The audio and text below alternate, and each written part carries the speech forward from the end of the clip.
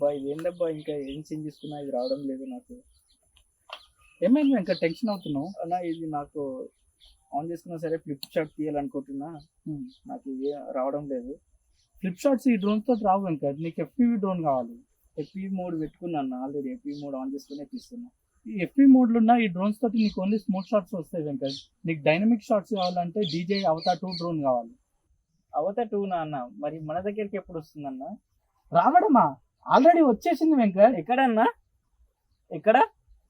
ఒకసారి చేతులు చాపు.